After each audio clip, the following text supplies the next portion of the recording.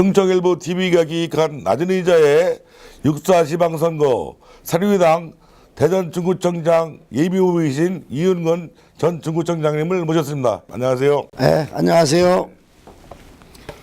지난 3월 27일 새누리당 대전시당 공천관리위원회에서 중구청장 단수 후보로 결정이 되셨는데 소감 한마디 해주시죠. 예. 하여튼 우선 우리 중구 구민들이 저를 새누리당 중구청장 이렇게 후보로 이렇게 확정을 해주신 데 대해서 우선 진심으로 감사의 말씀을 드립니다. 부족함이 많아서 지난 선거에서 낙선은 한 경험이 있는데 더 잘하라는, 열심히 하라는 그런 채찍으로 받아들이고 더욱더 열심히 해서 다가오는 육사 지방선거에서 꼭 중구청장이 당선돼서 우리 국민들에게 새 희망을 심어줄 수 있는 이런 보답을 하고 싶습니다. 예. 하여튼 좋은 결과 있으시길 기대하겠습니다. 감사합니다. 예. 그리고 구청장으로서의 시각과 밖에서 바라보는 중구의 모습이 한번 다를 수도 있을 텐데 뭐 차이점이라고 하면은 어떤 점이 있을까요?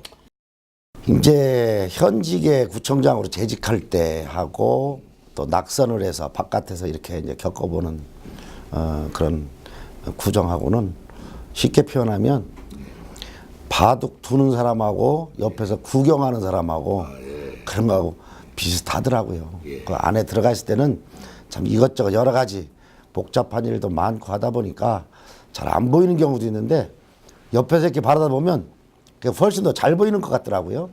그래서 4년 동안 많은 그런 성찰의 시간을 또 통해서 새로운 점을 또 발견할 수 있었고 많은 걸 또 배웠습니다. 그리고 또 민선 4기 때 그 중구청장으로 재임을 하시면서 참 열정적으로 일을 하셨고 많은 사업들을 추진하셨는데 아쉬운 점과 좀 보람된 일 거기에 대해서 한 말씀 해주시죠. 뭐 보람된 일이야 정말 국민을 위해서 함께 할 수 있다라는 게 가장 큰 보람이고 또 제가 추진을 하다 보면 그 중에는 잘된 것도 있을 수 있고 잘못된 것도 있을 수 있습니다. 그러나 제가 볼 때는 의욕적으로 열심히 한다고 했습니다만서도 또 상대편에서 바라볼 때는 그것이 잘못된 걸로 보일 수도 있고 부족하게 보일 수도 있습니다. 이러한 부분들은 보기 나름이라고 생각하고 제 나름대로 4년 열심히 했는데 아쉬운 점이라고 한다면 좀 부족했더라도 좀 더 보완하고 잘 발전될 수 있도록 계속 추진을 해 주셨으면 더 좋지 않았을까라는 이제 그런 아쉬움이 있습니다. 예. 그리고 저도 뭐 민선 4기 때 재직하실 때 휴무란을 정착시키기 위해서 뭐 족보방문이라든지 뭐 여러 가지를 또 계획을 하셨었고 한데 참 지금도 계속 개선돼서 그게 더 발전이 좀 됐다고 생각을 하십니까? 아니면 좀 생각했던 거하고는 어떠신가요? 처음에 계획하셨던 거는? 이제 아무래도 제가 계획했던 것과는 차이가 있겠지만 제가 처음으로 뿌리 축제를 개최를 했습니다. 그것은 왜 뿌리 축제를 하게 됐느냐면 이 뿌리공원을 사실은 전성환 청장님이 계실 때 이 뿌리공원을 만들어 놨습니다. 그러다가 근 8년에서 10년 정도가 그냥 답보 상태에 있었는데 제가 청장이 되고 들어가서 정말 이 뿌리공원을 좀 활성화시켜서 효가 무엇인지를 다시금 우리 세대들에게 배우도록 해야 되겠다 그런 생각에서 사실은 72기가 있던 성씨 조형물을 78기를 더 증축을 해서 136기로다가 그렇게 증설을 해서 운영을 해오다가 뿌리축제를 하게 됐습니다. 그런데 이 뿌리축제를 하는데 걸림돌이 됐던 게 뭐냐면 파주에서 이 뿌리공원을 만든다고 그래요. 그래서 제가 우리 직원들과 함께 상의를 해서 뿌리공원이라는 말을 쓰지 못하도록 특허를 내버렸습니다. 그래서 파주에서 포기를 했죠. 재정도 열악한 데서 좁은 공간에 만들려고 보면 잘 만들려고 하면 그걸 다 뺏기잖아요. 그래서 뿌리 축제를 또 만들어야 되겠다. 그래서 뿌리 축제를 시작하게 됐는데 지금까지 잘 되어 오고 있어서 고맙습니다만서도 제 욕심에는 좀 더 키우고 전국적인 세계적인 축제로 만들어야 되지 않겠나 저는 그런 욕심을 가지고 있습니다. 일각에서는 그 이 후보님께서 사기 민선 수청장 하실 때 많은 사업으로 인해서 빚을 많이 졌다 이런 얘기가 뭐 많이 들리더라고요. 해명성도 좋고요. 한 말씀 해주시죠. 예, 예. 그런 기회를 저한테 주시는 건가요? 이제 지방채를 발행해서 쓴 건 사실입니다. 예. 그 당시에 지방채를 발행했을 때 얼마나 발행하셨죠? 97억 정도 됩니다. 그것이 한꺼번에 97억을 지방채를 발행한 게 아니고 사업을 하다 보니까 요소요소에 조금씩 이제 부족한 부분에서 했는데 그 당시에는 중앙정부에서도 지방채 발행을 권장을 했습니다. 예를 들면 그때 희망근로 사업이라는 게 생겼습니다. 뭐냐?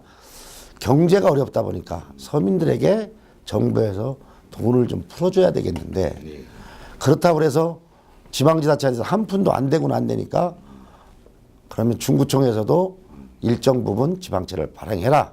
그래서 제가 있을 때 4억 5,600만 원을 지방채를 발행해서 78억을 행안부로부터 받아왔습니다.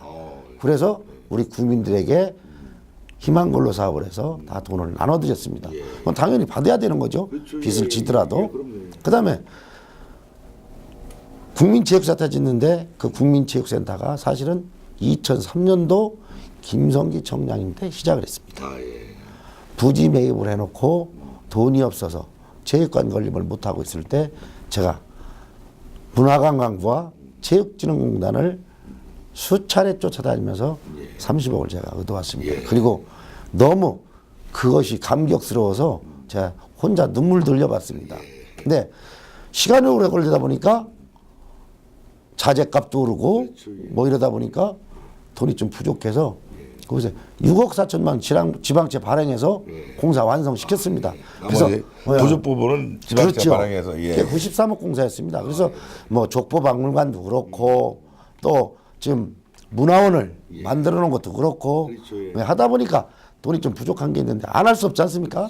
그래서 지방채를 발행해서 쓰다 보니까 그것이 모아져서 이제 그런 돈이 됐는데 사실은 문화원 팔면 그 돈 갖고도 남습니다. 근데 사놓은 것은 얘기 안 하고 맞습니다. 예, 사놓은 것은 얘기 안 하고 쓴 돈만 얘기하니까 그걸 빚졌다 그러는데 사실은 빚진 게 아닙니다. 문화원도 재산 가치도 지금 상당히 나가는 걸로 알고 있습니다. 예. 그 당시에 제가 좀 얘기를 하면 그게 618평입니다.